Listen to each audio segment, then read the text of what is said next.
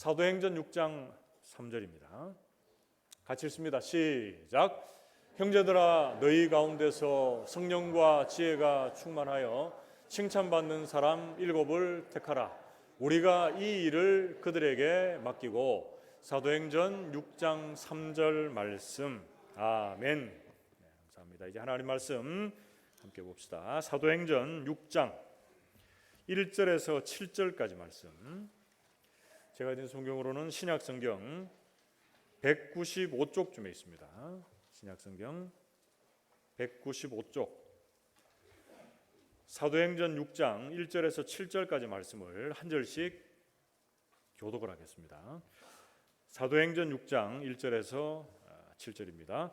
그때에 제자가 더 많아졌는데 헬라파 유대인들이 자기의 과부들이 매일의 구제에 빠짐으로 히브리파 사람을 원망하니 12사도가 모든 제자를 불러 이르되 우리가 하나님의 말씀을 제쳐놓고 접대를 일삼는 것이 마땅하지 아니하니 형제들아, 너희 가운데서 성령과 지혜가 충만하여 칭찬받는 사람 7을 택하라. 우리가 이 일을 그들에게 맡기고. 우리는 오로지 기도하는 일과 말씀 사역에 힘쓰리라 하니 온 무리가 이 말을 기뻐하여 믿음과 성령이 충만한 사람 스데반과 또 빌립과 브로고로와 니가노르와 디몬과 바메나와 유대교에 입교했던 안디옥 사람 니골라를 택하여 사도들 앞에 세우니 사도들이 기도하고 그들에게 안수하니라. 함께 읽습니다. 하나님의 말씀이 점점 왕성하여 예루살렘에 있는 제자의 수가 더 심히 많아지고 허다한 제사장의 무리도 이 도에 복종하니라. 아멘. 좌우에 계시는 분들과 이렇게 한번 인사하고 말씀을 받읍시다. 말씀의 은혜 받읍시다. 인사하겠습니다. 우리 교회가 2017년도 이후에 그러니까 한 6년여 만에 공동회를 갖게 됩니다. 여러분, 오늘 공동회 가운데 하나님께서 함께 하시고 또 은혜로운 시간 되기를 한 주간 모임도 하지 않고 기도하시고 여기에 오신 줄로 믿습니다. 그래서 그 모든 절차 가운데 함께 하시고 우리가 오늘 나누는 이 말씀처럼 하나님께서 친히 세우시는 사람들로 또 선출되는 은혜가 있기를 바랍니다. 오늘 설교 제목 말씀이 있습니다. 설교 말씀의 제목이 뭡니까? 이런 사람 없습니까? 이런 제목인데요. 하나님이 이런 사람을 찾고 계신다라는 그런 심정으로 제가 말씀을 준비했습니다. 여러분, 세상에도 보면 직장을 들어가려고 해도 조건이 엄청 까다롭습니다. 영어 공부도 해야 되고 또 뭐 해외 어학연수도 갔다 와야 되고 또 뭐 있습니까? 학력도 보고 여러 가지 요즘에는 뭐 인성 면접도 보고 그죠? 조건들이 참 까다롭습니다. 그리고 우리가 배우자를 선택할 때도 마찬가지입니다. 조건이 까다롭죠. 너무 까다로운 조건을 찾다 보면 시간이 지체될 경우가 종종 있습니다. 자, 그런데 우리가 하나님의 사람을 뽑을 때 하나님은 어떤 기준으로 우리를 보시는가? 하나님의 기준은 특별한 기준들이 있을 것입니다. 그런데 먼저 첫째로 전제해 볼 때 우리 모든 사람들은 하나님 앞에 어떤 사람들입니까? 죄인이다. 죄인. 질그릇과 같이 연약한 존재이기 때문에 하나님의 도우심이 아니면 살 수 없는 자들입니다. 이것을 먼저 전제하고서 오늘 성경 말씀을 중심으로 해서 이 초대 예루살렘 교회가 7명의 일꾼을 세워가는 그 부분들을 중심으로 해서 어떤 사람을 세워가는가 보면서 우리에게 또 은혜를 나누겠습니다. 역대하 16장 9절 상반절 말씀해 보면 여호와의 눈은 온 땅을 두루 감찰하사 전심으로 자기에게 향하는 자들을 위하여 능력을 베푸신다 이렇게 말씀합니다. 그래서 하나님께서 오늘 이 시대도 아니 지금 이 순간에도 주님의 눈이 두루 살피사 하나님을 전심으로 찾는 자들을 찾으시고 그들에게 능력을 베푸시는 줄 믿습니다.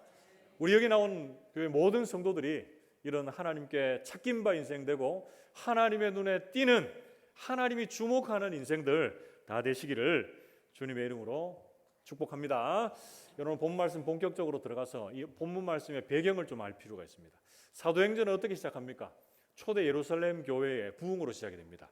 사도 베드로가 설교합니다. 성령 충만해서 너희들이 예수 그리스도를 십자가에 못 박은 죄인이다. 이런 설교를 시작해서 많은 사람들이 회개하고 주님께로 돌아옵니다. 그 인구가 어떻게 됩니까? 인원이 3,000명, 5,000명. 그 많은 사람들이 돌아와서 초대 예루살렘 교회가 부흥하고 성장을 합니다. 그런데 대제사장들이나 사두개인들, 이 예수님의 반대편에 서 있는 사람들은 이들을 보고 어떻게 합니까? 너희들 예수의 이름으로 말하지도 말고 가르치지도 말라, 이렇게 협박하고 경고합니다. 그런데 제자들이나 사도들은 어떤 마음이 있습니까? 내가 너희들 말 듣는 것보다, 죄송합니다, 제가 사태질했네. 내가 너희들 말 듣는 것보다 하나님의 말씀을 듣는 것, 하나님의 뜻을 따르는 것이 마땅하다, 이렇게 하면서 예수 전하지 말라 하면 할수록 어떻게 됩니까? 집에서나 성전에서나 예수 그리스도의 이름으로 말하고 가르치고 전도하는 것을 그치지 아니했다라고 이렇게 성경 말씀합니다. 그러면서 오늘 본문이 이제 이어지는데요.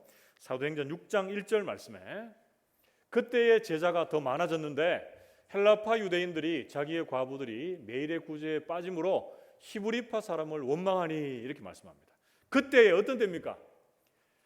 전하지 말라 해도 예수의 복음을 전파해서 부흥하고 있는 그때에 이 초대 예루살렘 교회에 문제가 발생을 합니다. 그래서 여러분, 부흥하고 성장하는 교회라고 교회 안에 문제가 없는 게 아니에요. 문제가 있는데 중요한 건 뭡니까? 그 문제를 어떻게 잘 해결하는가가 중요합니다. 자, 어떤 문제가 있었습니까? 헬라파 유대인이 있었고 히브리파 유대인들이 있었습니다. 어떤 사람들입니까? 히브리파 유대인들은 이 예루살렘에 머물면서 계속적으로 지냈던 사람들이라고 보시면 좋겠고, 헬라파 유대인들은 이제 디아스포라, 박해를 피해서 이제 믿음의 사람들이 흩어집니다. 그러고 나서 지중해 연안 이런 데 거주하다가 나이가 들면 사람들 본성에 뭐 있습니까? 귀소 본능이 있어요. 그래서 우리가 나이가 들면 또 어디 가고 싶은 마음이 있습니까? 고향으로 가고 싶은 마음이 있어요. 근데 다산에 계속 사시는 분들은 어떻게 됩니까? 또 계속 살아야 되죠. 예. 귀소 본능이 있어서 이제 고향으로 돌아와서 이제 머물고 있던 사람들이 바로 헬라파 유대인들입니다. 그런데 주류는 누구였겠습니까? 히브리파 유대인들이 대다수입니다. 헬라파 유대인들은 소수입니다. 그런데 이 구제하는 일에 있어서 히브리파 유대인들이 그리고 사도들과 더불어서 이 일들을 감당하고 있었는데 헬라파 유대인들이 그 구제의 대상에서 빠진 거예요. 제외가 되었다는 거예요. 그래서 이들이 섭섭한 마음에 어떻게 했습니까? 히브리파 사람을 원망했다 이랬어요. 원망한 것은 막 대놓고 막 큰 소리로 원망한 것이 아니고 이 원망은 조용히 원망했다 이렇게 얘기합니다. 자, 그런데 이 이야기를 듣고 어떻게 사도들이 처신을 합니까? 오늘 본 말씀 사도행전 6장 2절 말씀, 12사도가 모든 제자를 불러 이르되 우리가 하나님의 말씀을 제쳐놓고 접대를 일삼는 것이 마땅하지 아니하다 이렇게 말합니다. 사도의 본연의 임무는 뭡니까? 말씀 전하고 기도하고, 그죠? 성도들을 돌보는 것인데 구제하고 섬기고 이런 부분들도 이 사역의 일환이 되지만 하나님의 말씀을 전하는 것보다는 우선이 될 수 없다 이렇게 말한 거예요. 그래서 제 이 정황들을 살펴볼 때 사도들이나 제자들이 이 구제나 섬김하는 것 때문에 이 본연의 임무에 조금 소홀했던 것 같아요. 그래서 그것을 자신들이 돌아보면서 이제 구제와 섬김을 위한 종, 다르게 얘기하면 그것을 섬길 수 있는 사람들을 택하여서 세우자 이렇게 이제 결의를 합니다. 그러면서 어떤 사람을 세워가는가, 그것이 이제 기준이 몇 가지로 나오는데요. 이 기준을 우리가 오늘 공동의회 할 때도 좀 적용했으면 좋겠습니다. 그래서 제가 어떤 사람을 뽑으십시오. 저는 이제 담임 목회자니까 절대 저는 이제 그런 걸 얘기를 못하지만 말씀에 입각해서 이런 사람들 세우는 것이 좋습니다. 이렇게 말할 수 있잖아요, 그렇죠? 그래서 오늘 이 초대 예루살렘 교회가 일꾼을 세우는 데 있어서 가졌던 세 가지의 기준을 우리가 함께 나누면서 또 우리 교회에도 한번 적용해 봅시다. 오늘 본 말씀에서 하나님의 일꾼을 세우는 데 있어서 가장 중요한 기준이 된 그 첫 번째, 어떤 사람을 세우고 있습니까? 첫 번째는 성령 충만한 사람입니다. 같이 한번 따라해 봅시다. 성령 충만한 사람. 그렇습니다. 사도행전 6장 3절 말씀 같이 한번 읽겠습니다. 시작. 형제들아, 너희 가운데서 성령과 지혜가 충만하여 칭찬받는 사람 7을 택하라. 우리가 이 일을 그들에게 맡기고. 아멘. 구제와 섬김의 사역을 본격적으로 감당할 하나님의 사람들 첫 번째 기준은 뭡니까? 성령 충만한 사람입니다. 외부적인 스펙이나 커리어, 그러니까 경력을 보는 것이 아니라 그 사람이 내적으로 얼마나 주님과 깊은 교제를 누리고 있고 성령으로 충만한 사람인가, 그것을 보고 형제들 가운데 세워서 맡기라라고 이렇게 말합니다. 에베소서 3장 16절 말씀에도 그의 영광의 풍성함을 따라 그의 성령으로 말미암아 너희 속사람을 능력으로 강건하게 하시오며 이렇게 말씀합니다. 사도 바울이 에베소 성도들을 향해서 기도할 때 가장 첫 번째가 뭡니까? 너희 속사람을 성령으로 말미암아 강건하게 하시길 원한다. 이건 뭡니까? 성령 충만하기를 기도하고 있습니다, 여러분. 그래서 성령 충만함이 얼마나 중요하다라는 것을 말씀해 주고 있죠. 이어지는 에베소서 5장 18절 말씀에도 술 취하지 말라 이는 방탕한 것이니 오직 성령으로 충만함을 받으라. 아멘. 세상에 그리고 술에 지배당하지 말고 성령 하나님의 지배하심을 따라 살아가라라고 이렇게 권면합니다. 그래서 성령 충만한 사람, 성령의 지배를 받는 사람들을 택할 것을 권면하고 있는 것입니다.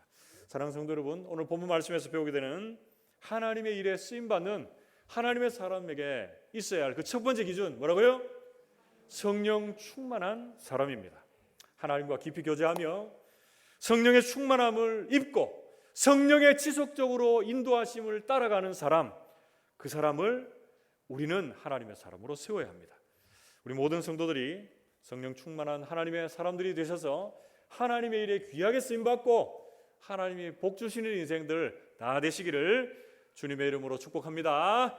그게 두 번째로 오늘 본 말씀에서 하나님의 일꾼을 세우는 데 있어서 가장 중요한 기준이 되고 있는 두 번째, 어떤 사람을 세웁니까? 두 번째는 지혜 충만한 사람을 세웁니다. 같이 한번 따라해 봅시다. 지혜 충만한 사람. 그렇습니다. 사도행전 6장 3절 상반절에 보시면 형제들아 너희 가운데서 성령과 지혜가 충만하여 이렇게 말씀하고 있죠. 여러분, 구제와 섬김을 본격적으로 담당할 사람이 어떤 사람이라고요? 지혜가 충만한 사람. 첫 번째는 성령이 충만한 사람, 두 번째는 지혜가 충만한 사람. 여러분, 여기서 말하는 지혜는 우리가 세상적으로 보는 지식과 다릅니다. 세상적으로 지식이 많은 사람이 지혜롭지 못한 사람이 있습니다. 그런데 세상적으로 지식은 좀 많이 없는 것 같은데 지혜로운 사람이 있어요. 그러니까 지혜와 지식은 항상 같이 가지 않는다라는 것을 여러분 알아야 합니다. 자, 그렇다면 어떤 사람이 정말 지혜로운 사람입니까? 골로새서 3장 16절 상반절에 그리스도의 말씀이 너희 속에 풍성히 거하여 모든 지혜로 피차 가르치며 권면하고 이렇게 말씀합니다. 어떤 사람 지혜로운 사람입니까? 그리스도의 말씀 안에 풍성히 머무는 사람이 지혜로운 사람입니다. 여기서 거한다라고 하는 것은 잠깐 머물렀다가 가는 거 아니에요. 지속적으로 꾸준히 정기적으로 오래 그 안에 머무는 것입니다. 그 말씀이 내 삶이 되고 내 삶이 말씀이 되고 말씀대로 살아내는 삶을 살아가는 것이 바로 그리스도의 말씀 안에 풍성히 거한다라는 말입니다. 여러분, 말씀 안에 거하면 주님께서 그 사람에게 하나님의 지혜를 경험하게 하시는 줄로 믿습니다. 많은 선택과 결정의 순간 앞에서 하나님의 지혜를 주시고 그 지혜를 발휘하게 하셔서 분별력이 있는 하나님의 사람으로 세워져 가는 것입니다. 잠언 9장 10절 말씀에 여호와를 경외하는 것이 지혜의 근본이요 거룩하신 자를 아는 것이 명철이니라 이렇게 말씀합니다. 말씀 안에 풍성히 거하는 자가 지혜로운 자고 또 어떤 사람이 지혜로운 사람입니까? 여호와를 경외하는 자가 지혜로운 사람이 되는 줄 믿습니다. 여호와를 경외하는 건 뭡니까? 내가 언제 어디서나 무엇을 하든지 항상 여호와 하나님 앞에 있다는 것을 확실하게 믿고 신뢰하는 거예요. 코람데오 신전의식의 사람입니다. 그리고 여호와를 경외하는 사람은 하나님 앞에 늘 예배하며 하나님의 이름을 높이고 자랑하는 사람, 그 하나님의 이름을 찬양하는 사람이 하나님을 경외하는 사람입니다. 사랑하는 성도 여러분, 오늘 본 말씀에서 배우게 되는 하나님의 사람으로 세워지는 일꾼, 중요한 기준 두 번째는 뭐라고요? 지혜 충만한 사람입니다. 하나님의 일을 감당할 때 세상의 지혜보다 하나님의 지혜를 주님께서 우리에게 요구하고 계십니다. 그리고 하나님의 지혜를 가진 사람에게 능력을 주시고 또 분별력을 주셔서 그 일들을 친히 감당할 수 있도록 도와주십니다. 우리가 말씀 안에 풍성히 거할 때 하나님을 경외하는 인생들에게 하나님은 지혜를 주시고 그 모든 일들을 감당할 능력을 허락해 주십니다. 우리 모든 성도들이, 그리고 오늘 세움받는 일꾼들이 이 지혜 충만한 하나님의 사람들 다 되시기를 주님의 이름으로 축복합니다. 마지막 세 번째로, 오늘 본 말씀에서 하나님의 일꾼을 세우는 데 있어서 가장 중요한 기준, 그 세 번째는 어떤 사람을 세웁니까? 셋째는 믿음 충만한 사람을 세웁니다. 같이 한번 따라해 봅시다. 믿음 충만한 사람. 그렇습니다. 사도행전 6장 5절 상반절 말씀을 보면 온 무리가 이 말을 기뻐하여 믿음과 성령이 충만한 사람, 이런 사람들을 택하여 세웠다, 이렇게 말씀을 하고 있죠. 그래서 구제와 섬김의 일을 본격적으로 감당하는 사람은 성령 충만한 사람이고 지혜 충만한 사람이고 또 어떤 사람입니까? 믿음 충만한 하나님의 사람입니다. 여기서 믿음은 원어로 이 피스티스라고 하는 단어를 쓰는데요, 구원에 대한, 그리스도에 대한, 우리에게 구원을 주신 그리스도를 믿는 그 확신을 말하고 있습니다. 그리고 그리스도를 섬기는 데 있어서 우리가 그리스도를 따라가는 그 길에 대한 꾸준함을 의미합니다. 꾸준함.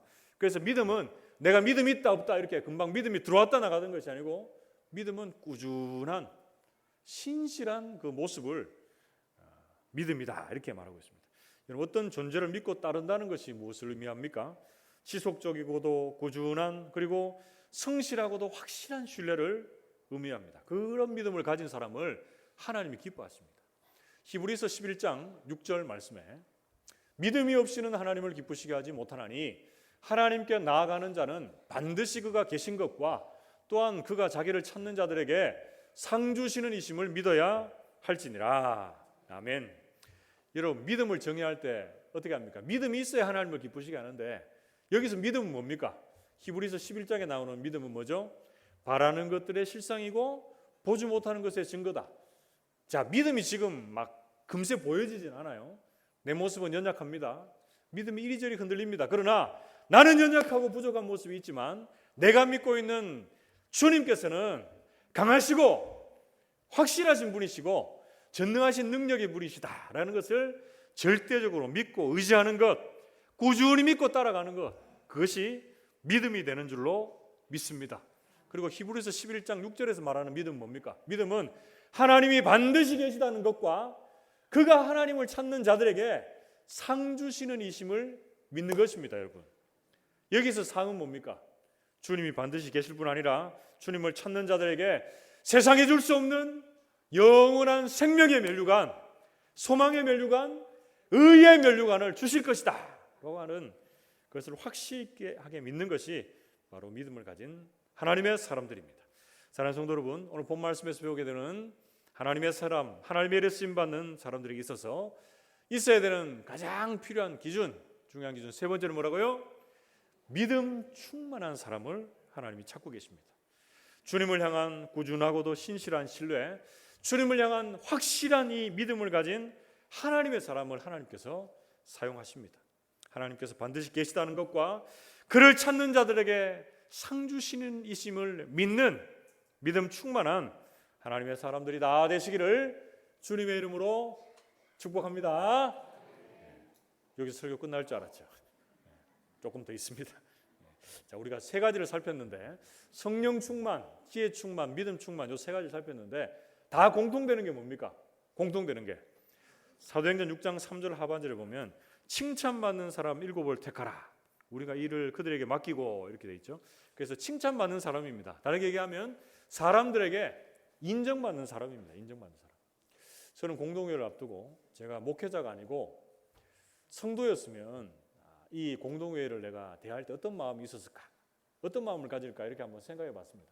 그런데 제 마음에도 제가 만약 후보가 됐다면 사람들에게 좀, 어떻게 보면 이 투표하는 거 하나님이 물론 인정하시지만 이 투표하는 거는 뭡니까? 저 사람 하나님의 사람이다 하면서 또 사람들이 인정해 주는 거죠. 그죠? 그래서 나도 참 뽑혔으면 좋겠다.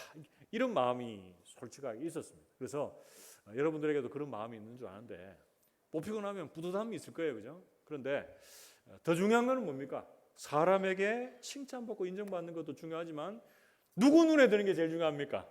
하나님의 눈에 들어오는 것, 이게 중요합니다.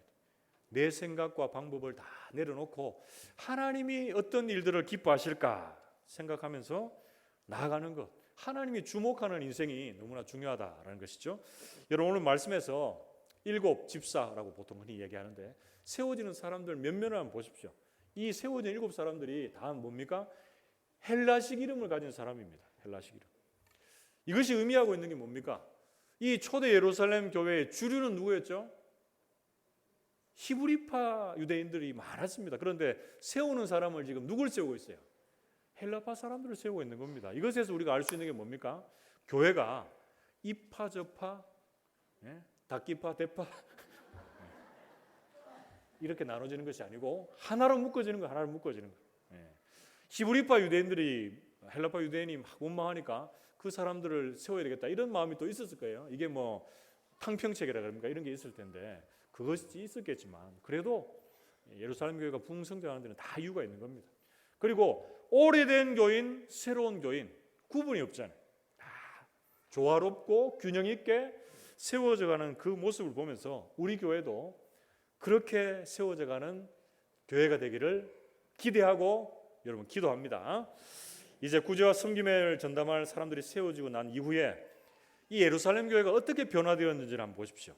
사도행전 6장 4절 말씀에 보면 우리는 오로지 기도하는 일과 말씀 사역에 힘쓰리라 이렇게 말합니다. 사람이 세워지면 이제 목회자 사역자는 말씀과 기도 사역에 전무할 수 있는 거예요. 그래서 우리 교회에도 참 감사한 게 여러 일들을 할 때 우리 교회 성도들이 앞장서서 어떤 일들을 하면 목회자들은 뭐 본질이라 기도 아니다 말할 수는 없지만 그런 일에서 좀 뒤로 하고 말씀 전하고 기도하고 성도들 돌아보는데 좀 더 집중할 수 있게 되는 것이죠. 바람직한 좋은 현상이라고 봅니다. 그리고 사도행전 6장 6절에서 7절 말씀에 보면 교회가 일꾼들이 세워지고 나서 변화된 한 3가지를 소개하고 있는데요. 우리 같이 한번 6절에서 7절을 같이 한번 읽어봅시다. 같이 읽습니다. 시작. 사도들 앞에 세우니 사도들이 기도하고 그들에게 안수하니라. 하나님의 말씀이 점점 왕성하여 예루살렘에 있는 제자의 수가 더 심히 많아지고 허다한 제사장의 무리도 이 도에 복종하니라. 아멘. 그 7 사람들을 기도하고 안수하고 세운 이후에 예루살렘 교회에 나타난 변화들 한번 보십시오. 7절 한번 그대로 띄워주시면 좋겠는데요. 어떻게 됩니까? 첫 번째는 말씀이 점점 왕성해졌습니다. 왜 이렇게 됐을까요? 구제와 섬김 이런 쪽은 또 전담자들이 맡고 있으니까 목회자들, 이 사역자들은 말씀을 더 깊이 있게 연구했겠죠. 왕성이라고 하는 것은 달이 점점 차오르는 것을 의미합니다. 그래서 말씀의 깊이가 더하여지고 말씀의 은혜가 더욱더 충만해졌다 이렇게 말씀합니다. 그리고 두 번째, 예루살렘에 있는 제자의 수가 더 심히 많아졌다 이렇게 말합니다. 은혜로운 말씀을 들으면 사람이 어떻게 됩니까? 회심하고 변화되고 하나님의 제자로 주님 앞에 굴복되어져서 헌신되는 것입니다. 그래서 제자의 수가 더 많아지는 그런 부흥의 역사, 역동적으로 성장하는 역사가 교회에 나타났다 말씀합니다. 마지막 세 번째는 허다한 제사장의 무리도 이 도에 복종했다 이렇게 말합니다. 많은 제사장의 무리가 이 도는 뭡니까? 믿음이라고 바꿀 수 있습니다. 예수 그리스도를 따르는 믿음 안에 굴복되었다 이렇게 말씀합니다. 이 당시에 예루살렘 성전에만 해도 약 8천여 명의 제사장이 있었는데 이들은 예수님의 반대편에 있었습니다. 네가 뭔데 말씀 전하고, 네가 뭔데 치유사역하고, 네가 뭔데 사람들을 이리저리로 몰고 다니는가 하면서 이 반대편에 있던 사람들이었는데 이 사람들이 유대교를 버리고 예수 그리스도를 믿음으로 그 앞에 복종되어져 있다. 생명력 있는 복음회로 나아가고 있다라고 말씀합니다. 우리 교회에도 이 초대 예루살렘 교회 일꾼들이 세워지고 난 후에 이 변화의 바람이 우리 교회에도 있기를 축복합니다.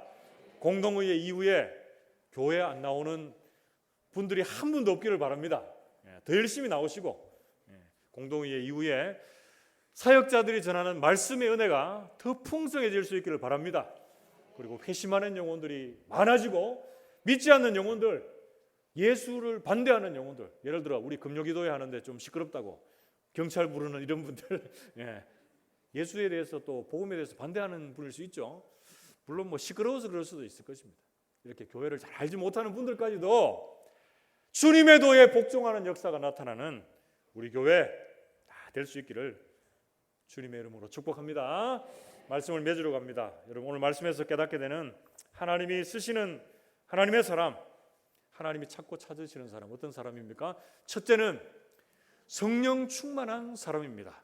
외적인 조건이 아니라 내적으로 주님 사랑하고 주님과 교제하고 성령의 충만함을 덧입는 하나님의 사람입니다. 두 번째, 지혜 충만한 사람입니다. 지식이 풍성한 자이기보다는 하나님의 지혜로 충만한 사람을 하나님이 택하시고 사용하십니다. 셋째로 믿음 충만한 사람입니다. 하나님을 향한 그 마음이 진실되고 꾸준하고 확실한 믿음을 가진 하나님의 사람을 하나님께서 사용하십니다. 우리 모든 성도들이 또 오늘 공동의회에 의해 세워질 모든 직분자들이 이런 하나님의 사람들이 다 되어서 주님의 몸된 교회와 하나님의 나라에 귀하게 쓰임받게 되기를 주님의 이름으로 축복합니다. 함께 기도합시다. 하나님 아버지,